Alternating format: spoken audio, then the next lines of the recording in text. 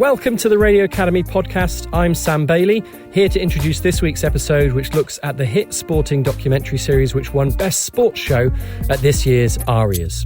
Moment of Truth is a 15-episode series for BBC 5 Live and BBC Sounds that follows the second half of the 2021-22 football season through the eyes of League One managers Paul Warne of Rotherham United and Karl Robinson of Oxford United. If you've watched Welcome to Wrexham on Disney+, you kind of get the idea. From production company Folding Pocket, exec producer Simon Clancy sat down for a conversation with CEO Matthew Sherry at this year's podcast show in London. Now, there was a bit of buzz on the recording and we've done our best to clean it up, but it still sounds a bit muddy. But I don't think that gets in the way of a really interesting conversation about how you go about gaining the trust of your subjects when you make a follow doc, plus the advantages of it being audio only and the technical methods used to capture the intimate moments throughout the season. Matthew's asking the questions and he starts by getting Simon to explain how the project came about. When we first founded the company, this was basically one of our dream projects, wasn't it? It was, yeah, and we talked about doing something like this, embedding with an NFL team was kind of the original plan. But I used to work at 5 Live, was deputy editor of Radio Sport there, and worked very closely with Jonathan Wall, who was controller at Radio at 5 Live, and now obviously controller at BBC Sounds. And we met up December of 2021, I think. You, myself, and the other co-founder of the company, and had breakfast and sort of pitched this idea of embedding with an NFL team. And Jono was interested, but actually said, could we do it with a football team?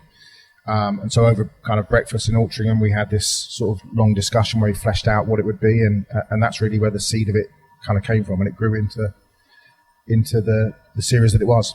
I remember one of the first challenges that we discussed in that cafe was a lot of people have done this in TV, and obviously TV is quite a heavy production load. And I remember when we first met one of the managers, I think Wrexham at the time were doing the documentary, and one of the managers said they'd been talking to Phil Parkinson, the Wrexham manager who got them promoted this season, and he said the minute the cameras turned up, we stopped winning. So we had that kind of issue from the start. And I guess the other issue with audio that we discussed with Jono that day is ultimately, how do you, without the visuals, how do you capture the story? Because ultimately you're not capturing the whole room. You have to be a bit more specific. So we landed on the managers, didn't we, as the focal point? Yeah, we landed on the managers. I just thought there was just some beautiful intimacy about working with the managers and what radio and audio can do and the places it can take you that I don't think television necessarily can do. And actually what you said there is very interesting, because there were times where the managers in the early days very much were aware. So they wore microphones for the entire 3-month period, really, in games, half-time, full-time, all of those things, but mainly during games, training, etc., etc. And Paul Warne, who's the Rotherham manager, said that on the very first day, or the very first game, which was the end of February 2021, that he felt really conscious when he was stood in the dressing room doing his team talk for them about to go out to play Shrewsbury in this really important game. And he said once, after a couple of sessions, it just became part of the furniture. We became part of the furniture. But it was just making sure that we were able to get that sort of intimacy across that is so important, and to be able to tell not just the story of the season, but it was about the pressure that managers face and the issues that their families face in terms of, I was sitting in the office and literally death threats would come through to the manager, and they'd be opening up, mail where people would say, we're going to kill you, and we saw you in this bar and you're going to get killed, or you're going to get this, or we saw you with, we saw you taking drugs, or we saw you doing, just made up stuff to try and cause problems, and the pressure that they're under. And we'd wake up with the Rotherham manager, and he'd be bleeding, his mouth would be bleeding on game days because he hadn't slept, and he'd be chewing the inside of his mouth, and the pressure and the strain and the stress for both his wife and his kids, and that really manifested through the coaching staff. So it was just to be able to capture that was just so important for us.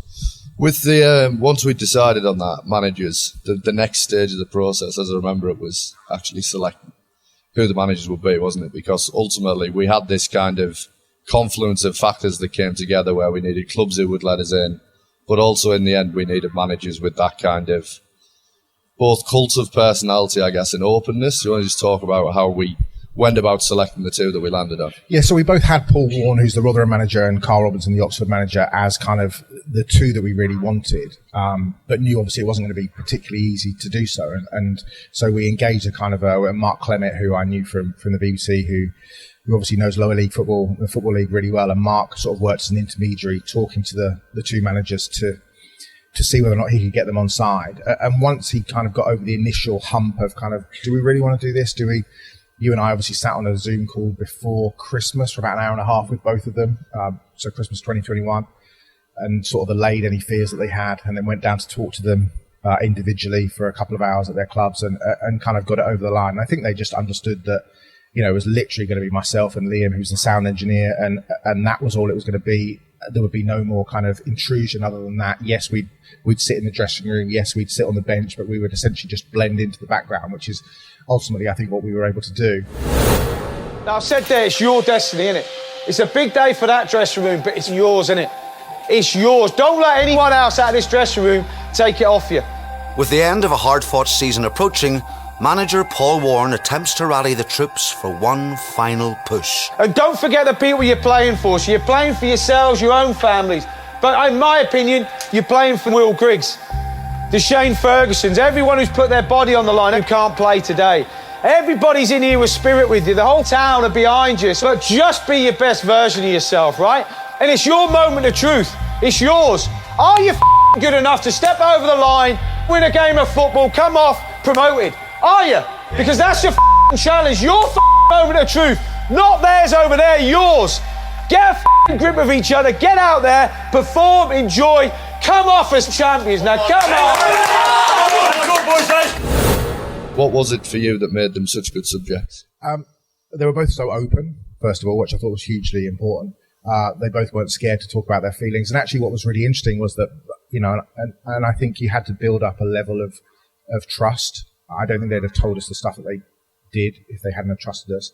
But also a level of friendship, I think, because when we turned up to training, for example, they might have had a difficult week. And I certainly know from both of them that they used our sessions of just conversation, almost like therapy sessions. They were able to tell us stuff that they weren't able to tell their wives, their players, the local press, the national press, in part because of that trust, but also in part because they knew it wasn't coming out for a few months, and they were able to let off a bit of steam, knowing that it wasn't going to go straight into the ether. So that trust level was hugely, hugely important, and I think that was, the key reason why it was as successful as it was. Because I think if they'd have just thought of it, it was a very interesting moment on the first. So we went to see them for the first session the day before Rotherham played Shrewsbury. Rotherham were 12 points clear at the top of the table at that point, and we put a microphone on them as soon as they arrived, and they were in the dressing room talking to the players as the players were getting ready to go out to warm up. With the warm up, we were sat on the bench, and then we went back in. It kind of got serious in terms of pre-match stuff. Paul Warne gave the speech to the players. We went out into the tunnel. We stood in the tunnel with the players there. It's a very, very tight tunnel at Shrewsbury, and with both sets of players. And I could hear on my headphones Paul, the manager, talking to Richie, the assistant manager, and he said of us, Liam and myself, they're lovely lads, but I don't really want them in the dressing room. And at that point, you kind of thought, I've got to get them to appreciate that we are going to be here for 3 months. And, and actually at the end of it, as you heard on the penultimate episode and the final episode, they were like encouraging us to, I went on the Rotherham pre-season tour of Croatia. That's how, and I went to Paul Warne's 50th birthday party the other night. So that's how kind of close we've become. But that level of trust was huge because, like I said, I just don't think we'd have got what we'd have got if they hadn't have believed that we weren't going to do anything other than tell the story. Yeah. As a producer, how do you go from the lovely lads, but I don't want them in the dressing room, to sitting on a sun lounger in Croatia with them 4 months later because they've invited you to the pre-season tour?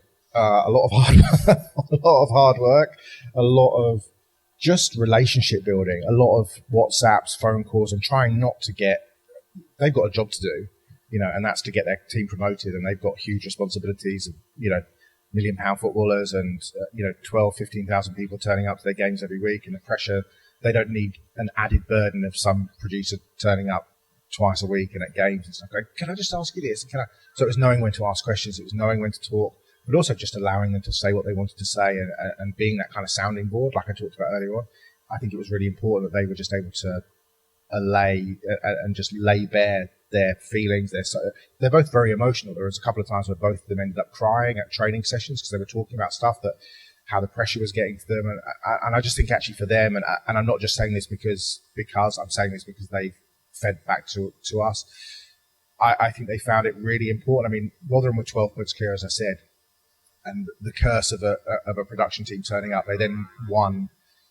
They won 5 of the next 28 available points, and we became the sort of central focus of the reason why, because they're so superstitious. There were things like, the assistant manager would talk about putting these bins out on a certain day, but it had to be done at a certain time, and it had to be done in a certain way, and it could only go out a certain door.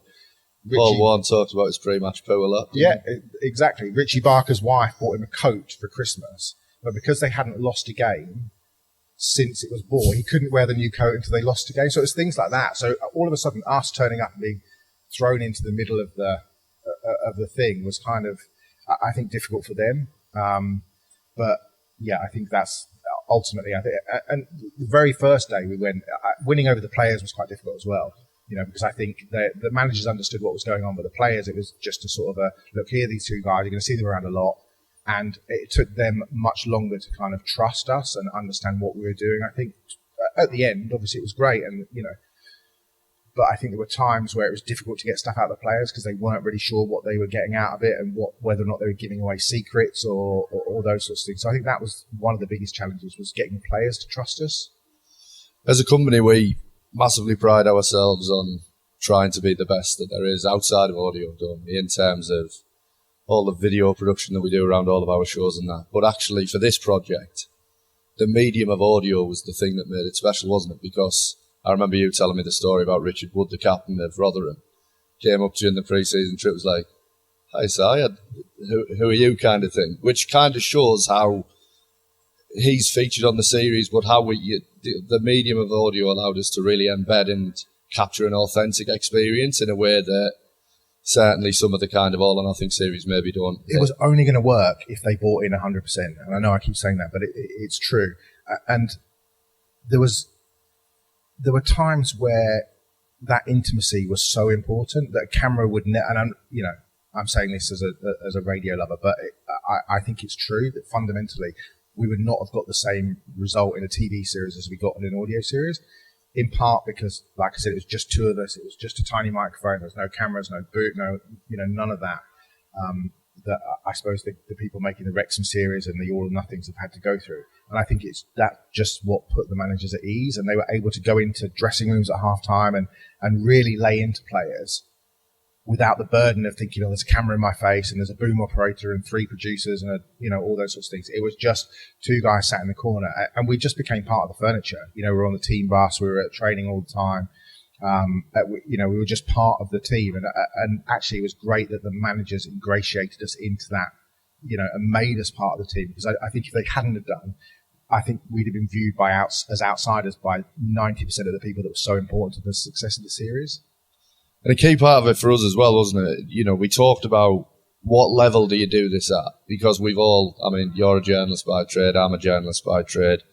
We've all been in Premier League press conferences with Premier League media departments and even the Championship at this point. Like, that selection of League One was important, wasn't it? Because we needed a big enough profile. But for us, fundamentally, it was about getting the amount of access. Yeah, I don't think it'd work in the Premier League. I just don't think that the access that you would need to make a series like this so intimate would be granted. And actually it's, we were so thankful not only to Rotherham and Oxford, but also a lot of the clubs that we went, whether it's Sunderland, Portsmouth, Shrewsbury, Burton, all the teams we went and visited, because we needed to be either on the bench or next to the bench, and you get what's called red zone access, which gives you access to the dressing room area and the bench area. And if we'd have tried to do this with Liverpool or Brentford or Fulham, we just wouldn't have been able to get the access. The Premier League and Sky wouldn't have allowed us to mic up managers during games, which was obviously so important, because it's great to be at training and it's great to do all this and be in their homes, but actually, take me somewhere I can never go, and you can never go and be with a Paul Warne or a Karl Robinson for 90 minutes while they're shouting at their players, or they're bemoaning what's happening, or they're celebrating, or they're talking about the stress or the pressure, and towards the end of the season they're getting updates of what's happening in other games and how that's affecting them. We could never get that with a Tottenham or an Arsenal, and so it was really important that we got the right target, which I think that we did, because you go into one of those big clubs and you're just not going to get the same series, unfortunately. We went into it trying to build the ultimate insight into what football is truly like, as opposed, because I don't think it's been done to that level of detail before. What were the things that most surprised you about the lives of these managers running these teams? The stress, the huge pressure, how they take it with them the whole time, how they live and breathe every single, whether that's WhatsApp groups with the players, whether that's players phoning up and I've got a problem with my wife, I've got a problem with my kids, so I've got all of these different things that sort of manifest. A manager's job Paul Warne's in the office at 6 a.m, gets home 6, 7 in the evening, and then he's got players coming around for dinner, or he's got an agent, or he's got meetings about new players, and I think it was just the stress and the levels of everything that gets taken home. These are people that just don't sleep through the season because the pressure is so much. Paul and Karl keep like notebooks by their beds, and they're waking up 3, 4, 5 times in the middle of the night to write things down. And I need to drop this player, and I need to tell this agent this, and it was just the all-encompassing pressure, I think, that was so surprising. And you think you know sport. We've been around live sport across the world in our various jobs, and you think you know it, and until you're really in the middle of it, you don't really know it at all, actually.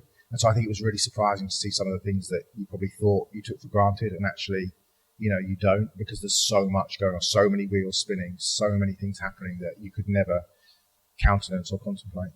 There's a bit of a joylessness to it as well, isn't there? In terms of everything's just relief when they win, as opposed to happiness. They didn't care about winning. I mean, they cared about winning. They didn't care about celebrating. It was literally a relief. And you'd say, that can't be true. You just won a cup.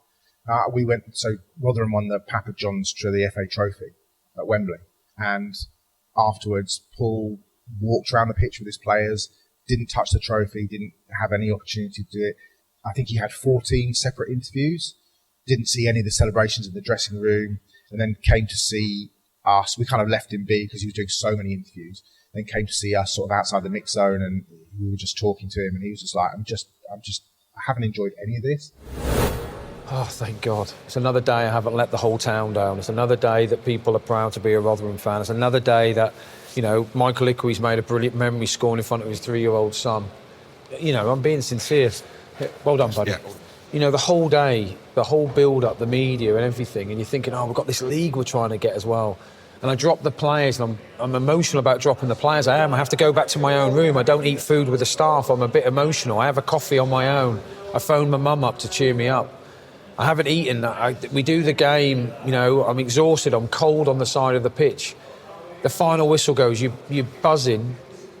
But from my point of view, as a leader of unbelievably great men, there's just relief. I mean, I will be asleep on the bus in 15 minutes, guaranteed, because I am shattered. And in 2 hours' time, I'll probably look at my phone and see the lads' interviews, post-match interviews and that, and I'll feel great. I'll probably feel amazing, and I'll probably feel like a proud father at 10 o'clock tonight. But now I don't. Now I just feel like, if you hug me, I'd cry. I just feel absolutely drained. And that's really shocking to think that you go through all that stress 9, 10, 11 months of the year, and actually the biggest emotion that you take from it is relief.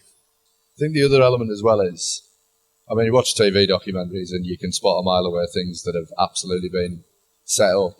I know there was some elements of getting them to potentially try and repeat conversations, but in the main, it was just entirely as it happened. Yeah, 99.9% of it was in real time, which was absolutely crucial. And how we do that was we would turn up at either a training or at games, and we would just make sure that the second that they arrived, they were wearing a microphone. And so we would either go to games with them on the team bus, or we'd meet them the second they got off the bus, and Paul or Karl would get off the bus and we'd pop the microphone on, pack in their bag, and that would be it. And that would be on until the moment they got back on the bus afterwards. And everything that happened, I have heard a lot of managers go to the toilet over the last, but yes. But you kind of needed that, because there were moments of incredible intimacy or conversation or just bits of ephemera that were so important to the making of the series, not just the stuff that you heard on the pitch or in the dressing room. There were just beautiful bits of phone conversations between a manager and their wife, or that were really lovely, that you could never you could never recreate, and those things were so important. So it was vital for me to say to Liam, our sound engineer, that the second they arrived or the second we arrived, let's just be recording for that entire period, and because you just don't know what kind of gold that you're going to pick up, and unfortunately we did. The edit process for this, that's in many ways I remember that being the biggest challenge, because we had so much material, didn't we? So how do you go about the process of in real time figuring out what's going to go where, and then you're listening back to everything? What's that process like? So I would go and record usually early in the week and then later in the week at training, and you're kind of understanding the narrative of how it was going anyway. And there were times when I'd end up either staying in Rotherham or staying in Oxford in a hotel, because there was a game on the Monday, a game on the Tuesday, and I would write in the hotel in the evenings. Or I'd get home and write, because you kind of knew what the narrative was, whether it was a big injury or a player wanted to leave or some family stuff that was happening in the background that maybe everybody else wasn't aware of, and you could begin to wend that through the narrative. So I would go into the hotel room and just sit and write, having heard what they were talking about and thinking, this game is going to be really important, but do I need to do this game this week in terms of actually utilize the game? Can I just talk about the result and all of the stuff that built up to it? I just didn't want it to be here we are at a game, lots of game action, blah blah blah, next episode, here we are at a game, because that, whilst it's unique, it just becomes a bit obvious for 15 episodes. I would go to a hotel or back home every night after I'd been and just add a little bit or just write a little bit, because I knew what would happen, and if I was using the game, I could predict win or loss. It wouldn't really matter to the end of the narrative, and then once the game actually happened, I was able to finish off that bit of the script or whatever. But the process of writing and editing kind of happened certainly the process of writing happened in real time. The editing process, I kind of knew bits of what I wanted that were key, that were kind of going to tell the story I wanted them to tell. Thank you very much. Thank you so much. Thank you to Simon and Matthew for digging into this brilliant project. I love the trust they gained with the managers and the teams, to the extent that they sometimes didn't even know they were there. And with all those days of recording, structuring a narrative is a real skill, so it's no wonder they won gold at this year's ARIAS. Thank you also to the podcast show London. Next week, we'll be back there with a talk from another ARIA winning duo, Zach and Jules from the Life After Prison podcast. If you're a Radio Academy member, you could have got 20% off your ticket to the podcast show. It's just one of the benefits of membership, which only costs £3 a month, or is free if you work for one of our patron organisations. Right now, members can register for our summer socials, including our London garden party and events across the UK at the end of June. Exeter has now been added to that list. Find out all the info at radioacademy.org. See you next week.